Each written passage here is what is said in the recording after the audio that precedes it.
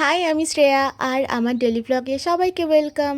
কালকের দিনটাও আর 5টা সাধারণ দিনের মতো খুবই নর্মাল ছিল, কোনো কিছু স্পেশাল কোনো ব্যাপার ছিল না। জাস্ট কালকের দিনটা কীভাবে কাটিয়েছিলাম তারই ছোট ছোট কয়েকটা ক্লিপ জুড়ে একটা ব্লগের মতন করে একটা গল্প বলছি তোমাদের, যেটা রোজই বলি। তো কাল একটু সকাল সকাল উঠেছিলাম, কারণ রোজ আমার ঘুম থেকে উঠতে বড্ড দেরি হয়ে যাচ্ছে আর ব্রেকফাস্টটা স্কিপ করে যাচ্ছি, যার জন্য কাল সকাল সকাল উঠে একেবারে ভাত খেয়ে নিয়েছিলাম। তার আগে যে কাজগুলো করেছিলাম সেটা হচ্ছে ঘুম থেকে উঠে ফ্রেশ হয়েছি, তারপর এই ডিটক্স ওয়াটার যেটা আমি নিজে বানিয়েছি, বড্ড বিচ্ছিরি খেতে, বড্ড জঘন্য টেস্ট ওঠার। হ্যাঁ, তো ওই ডিটক্স ওয়াটারটা খেয়েছি। আর টেস্ট খারাপ হলেও কিছু করার নেই, এটা শরীরের জন্য ভীষণ ভালো। আর তারপর এই যে সকাল সকাল আমি পঞ্চব্যঞ্জন সাজিয়ে খেতে বসেছিলাম।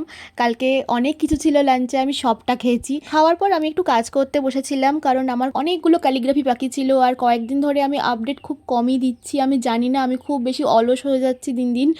এটা কেন হচ্ছে আমি ঠিক বুঝতে পারছি না, কিন্তু হ্যাঁ, কয়দিন ধরে আমি লেখালেখি কম করেছি, আপডেট কম করেছি, যার জন্য কালকে বসে অনেকগুলো লেখা একসাথে লিখলাম, মানে ক্যালিগ্রাফি করলাম।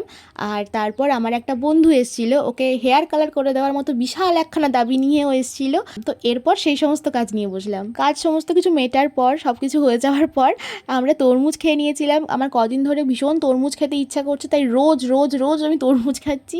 হ্যাঁ, এটা আমার হয়, যখন যেটা খেতে ইচ্ছা করে পরপর একসাথে অনেক দিন সেটা খেয়ে নেওয়ার পরে তারপর হঠাৎ করে আর সেটা খাওয়ার ইচ্ছে হয় না। তো তরমুজের ক্ষেত্রেও সেটাই হচ্ছে। তারপর সন্ধ্যাবেলার দিকে আমরা বেরিয়েছিলাম, গিয়েছিলাম একটা ক্যাফেতে চা খেতে। আর ওখানকার চাটা খেয়ে আমার জাস্ট মনটা জুড়িয়ে গেল, এত সুন্দর করেছিল। তাই শুধুমাত্র ওই চায়ে আমার মন ভরেনি, সাথে টাও ছিল। তারপর ওখানে আমার অনেকগুলো ছানাপোনা ছিল যারা অনেকক্ষণ ধরে আমার খাবার দাবার চাইছিল, যেহেতু আমরা খাবারটা খাচ্ছিলাম। খাবার শেষে ওদের জন্য একটু রেখেছিলাম, যেটা ওদেরকে দিয়েছিলাম। আর তারপর দেখো কি সুন্দর করে আমাকে থ্যাংক ইউ বললো।